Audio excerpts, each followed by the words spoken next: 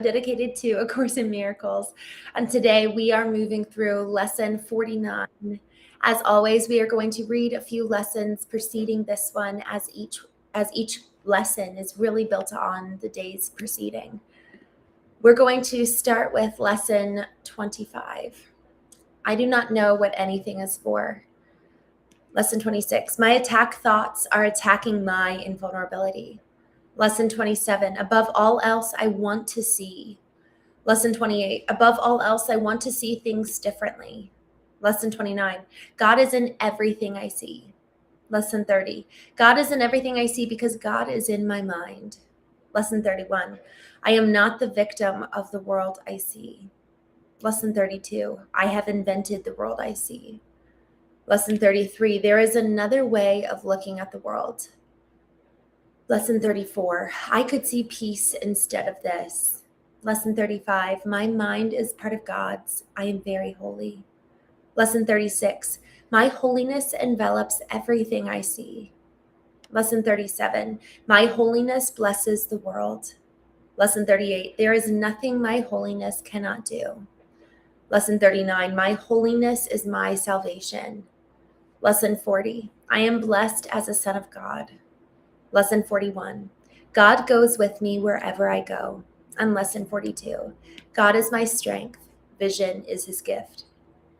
The idea for today combines two very powerful thoughts, both of major importance.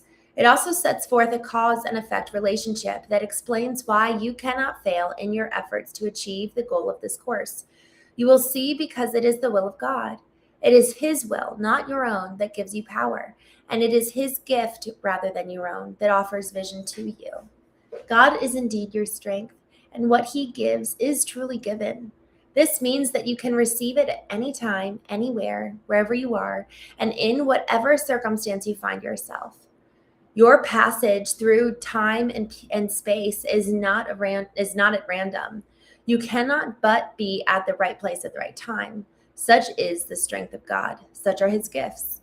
We will have 2 3 to 5 minute practice periods today, one as soon as possible after you wake up, and another as close as possible to the time you go to sleep.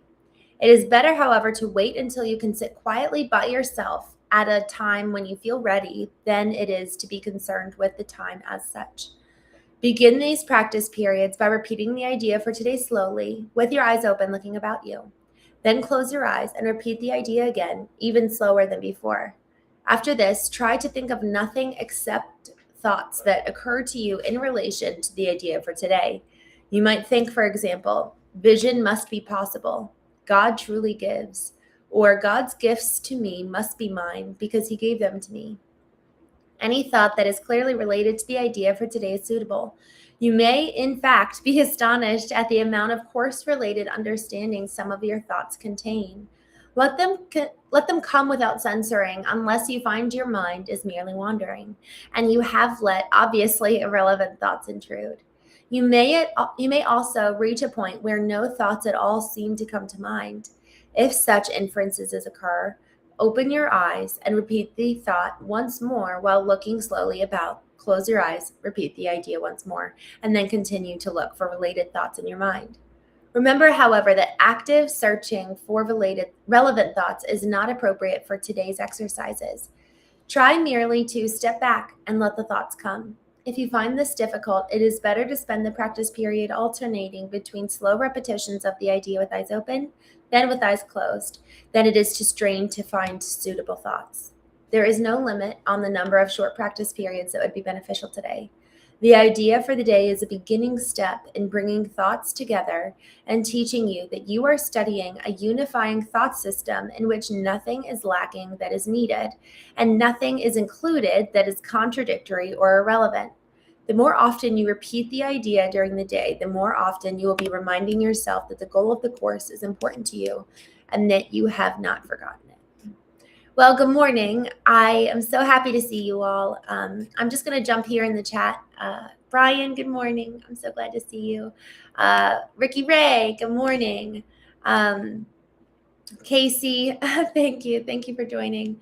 Project Taeyang, Good morning, this channel. So this morning's show is dedicated to us going through A Course in Miracles. And we read one lesson every day. A Course in Miracles is a book.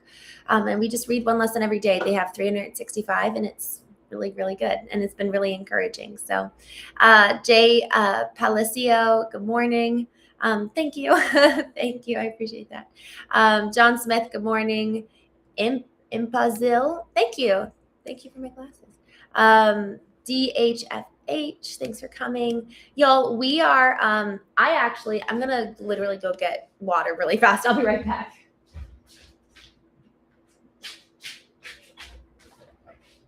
I was dying. I wanted to circle back to a few points in this lesson because I paused and then I needed to get re-immersed because something kind of dawned on me while I was reading this. But I want to go back and actually read the intro for those of you who were coming on in the middle of it. So today's lesson, God is my strength, vision is his gift. And I'm just going to repeat the first two paragraphs. The idea for today combines two very powerful thoughts, both of major importance. It also sets forth a cause and effect relationship that explains why you cannot fail in your efforts to achieve the goal of the course. You will see because it is the will of God. It is his strength, not your own, that gives you power. It is his gift rather than your own that offers vision to you. God is indeed your strength, and what he gives is truly given. This means that you can receive it anytime, anywhere, wherever you are, and in whatever circumstance you find yourself. Your passage through time and space is not random. You cannot but be in the perfect place at the right time. Such is the strength of God. Such are his gifts. So as I was reading, I had this thought when it says, this means you can receive God's strength at any time, anywhere, wherever you are, in whatever circumstance you find yourself.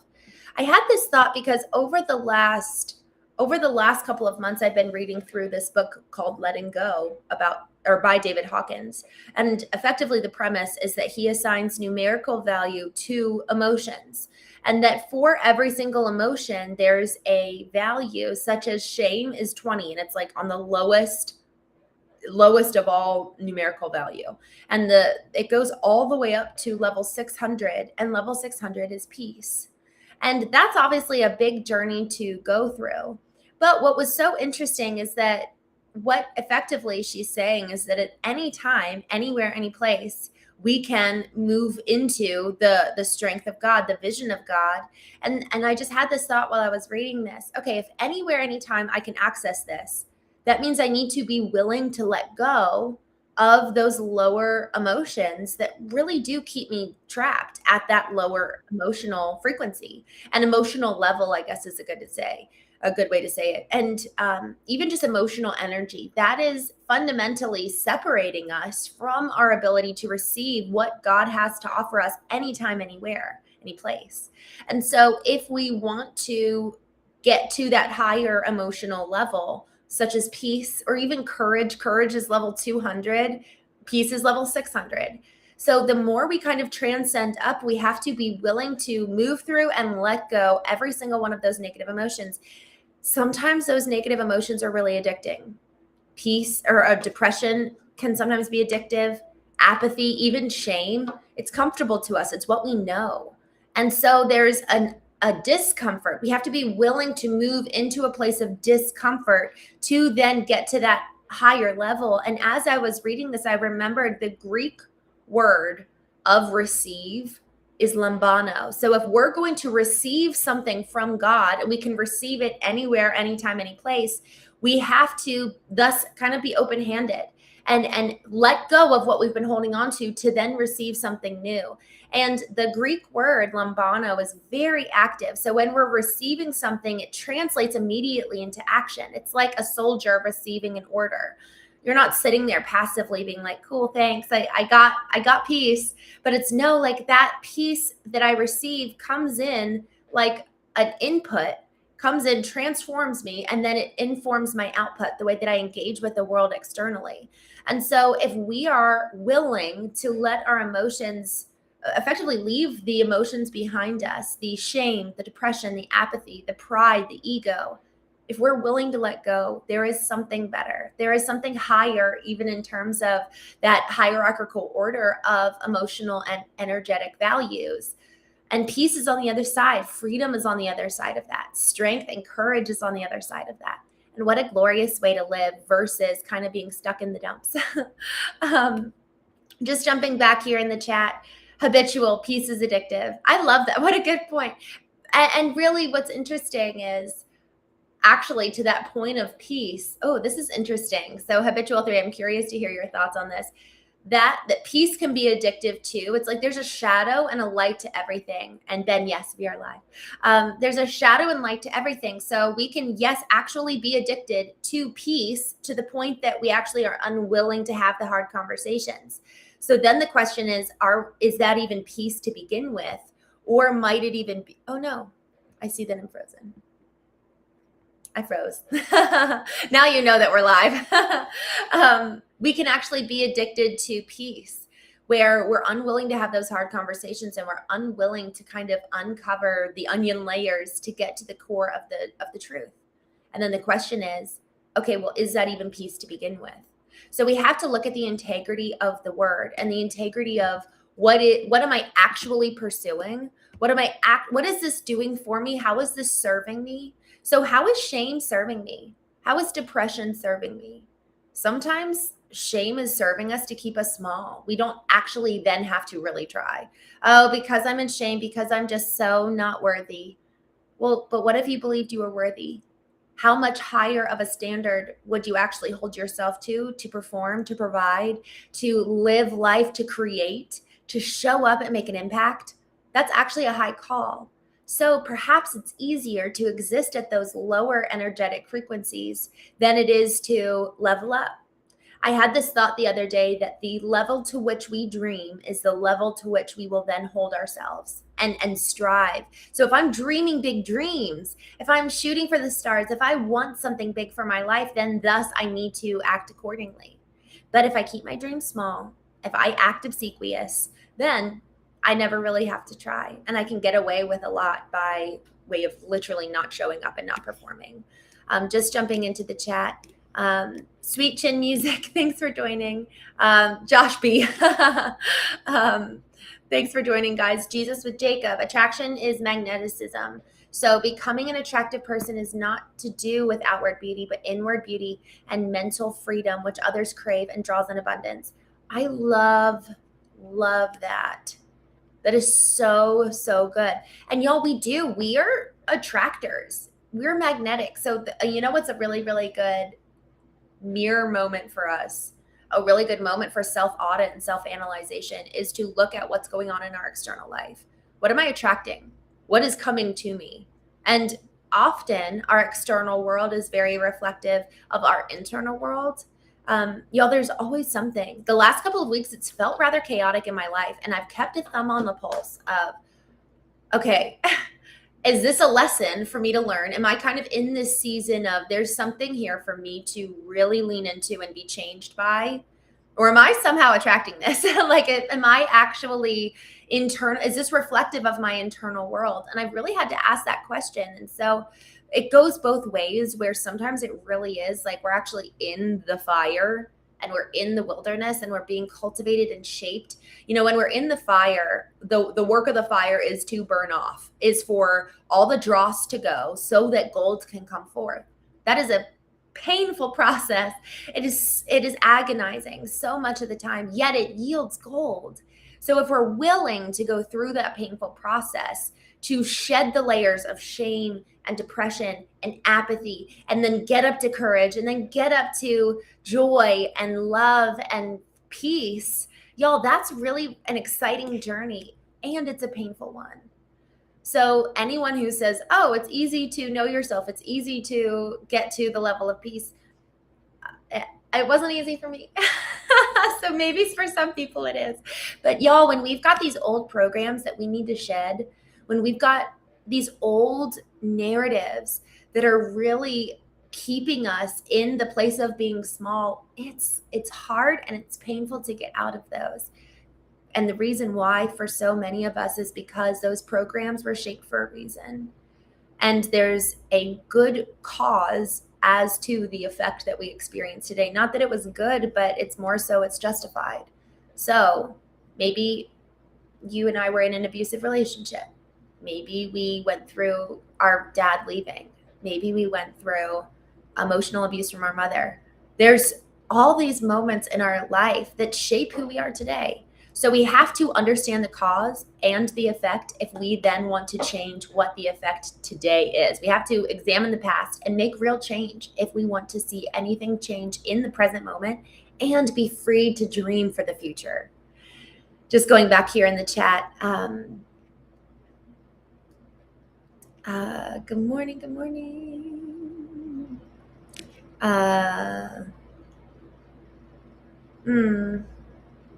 Lucid. It's interesting you say that it holds truth and lies.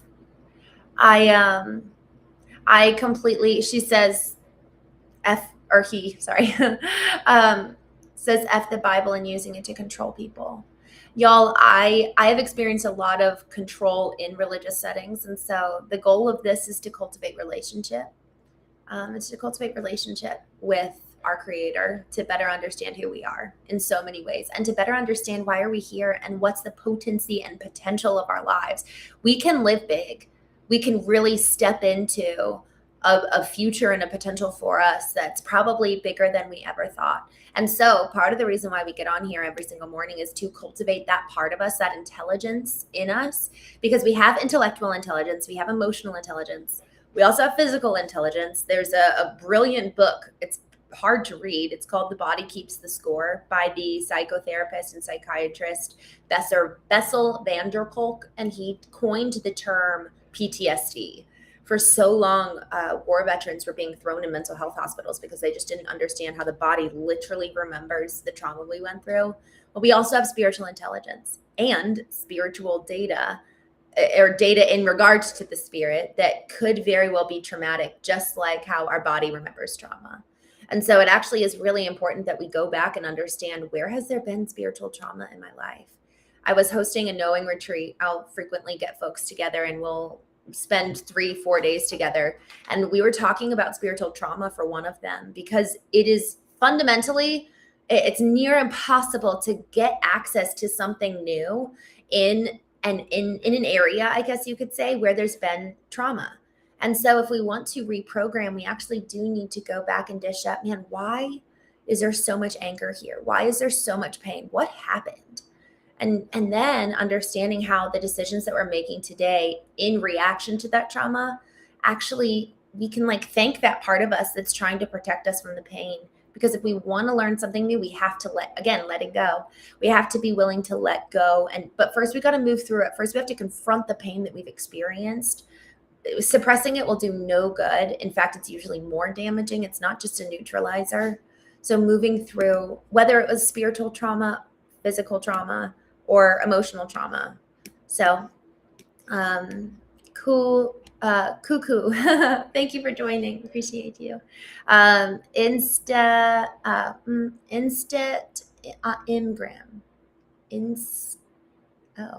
Instatimgram. I need to sound out these names. I am from Washington, D.C., just outside of it.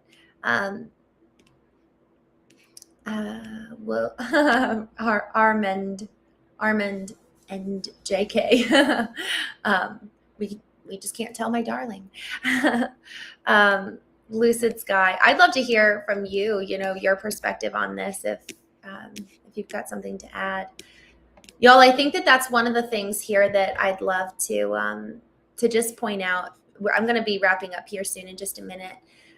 Anytime you're disagreeing with what I'm saying, I would love to know why, rather than just saying you're wrong. It would be really, frankly, I think it'd be a good challenge for us both, for there to be some real meaning behind when you do disagree. And sometimes there's a good reason why. It's I actually had a really different experience. And I'd love to know, because we were talking about this last night on the show. I'll get on every morning and evening, and we'll talk about how, you're learning from your experience and I'm learning from mine. And yes, there are capital T truths, But so often the way that we approach the world is from our experience. We're looking at the world through a lens that was cultivated by our childhood, by our lived experiences, by where we went to school, by our culture. So many of us view the world a certain way because of experience. And so the more that we can grow and move beyond just being siloed by our own experience, shaping the way that we think and see, the more we're actually able to listen to what other people have to say, share our own experience, and be curious. Man, there's so much for us to learn. And so I want the chat here to be a place where we can do that, where we can ask some of those hard questions. Christopher Adams, good morning. He says, what you think about in the shower is what you truly care about. Isn't that a mirror for us? My gosh. Brian C., thank you. Thank you for always being wonderful.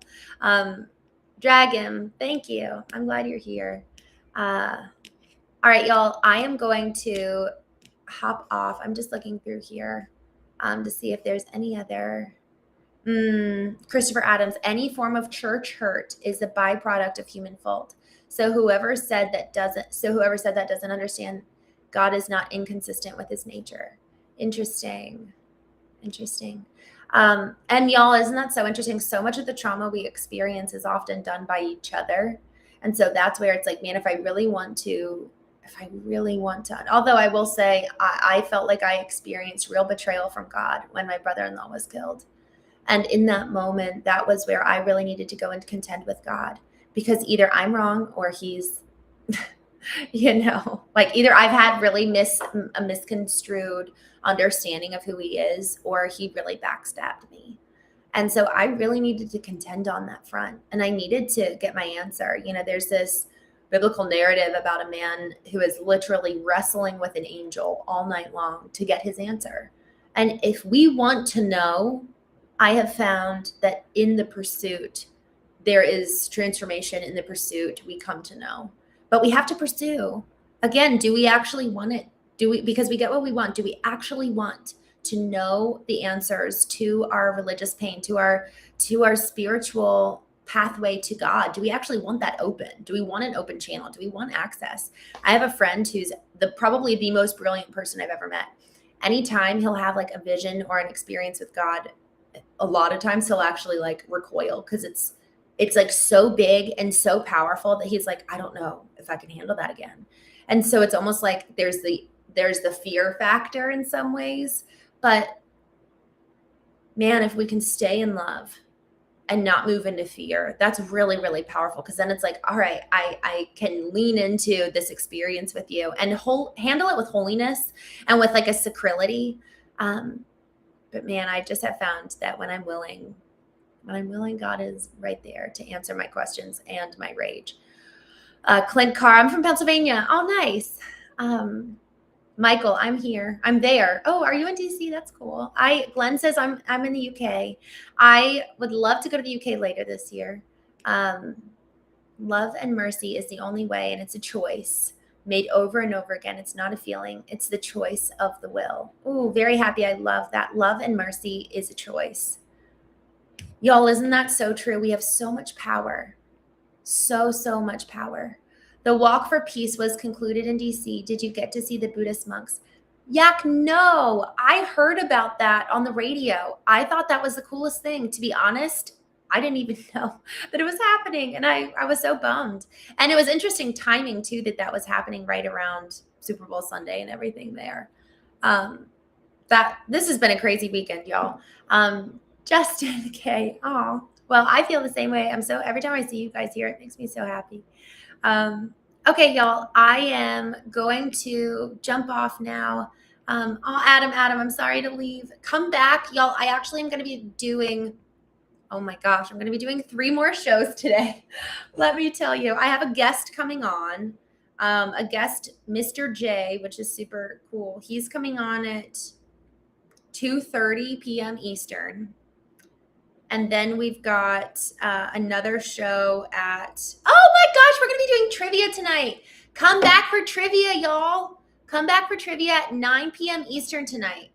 This is going to be so fun. 9 p.m. Eastern is trivia. We've got the Knowing Show with Mr. J at 2:30 today, Eastern. And then I'm going to be going live on Foundation First Marketing. I'll probably go live on Foundation First Marketing. For those of you who aren't following me there, and for those of you who want to join trivia tonight, just subscribe to my channel and you should be able to, I think you'll get notified. Y'all, do you guys get notified when I go live? I actually don't know. Let me go ahead and drop this here in the chat. That's Foundation First Marketing.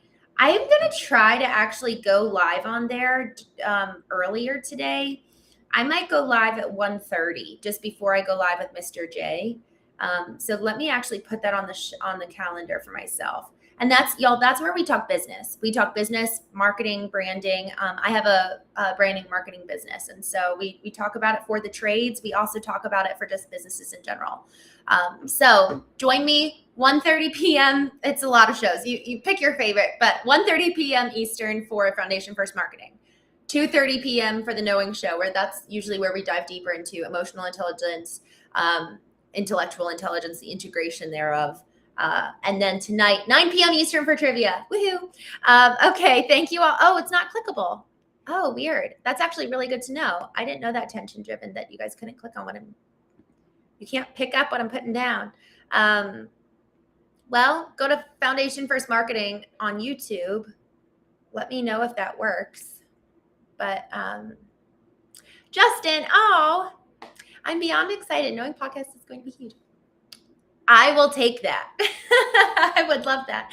All right, y'all. Thank you so much, Brian. You're going to be there. Woohoo. Y'all have a good day. And remember today's lesson. Guys, this is a good lesson for today. I'm pulling it up one more time just to read through it.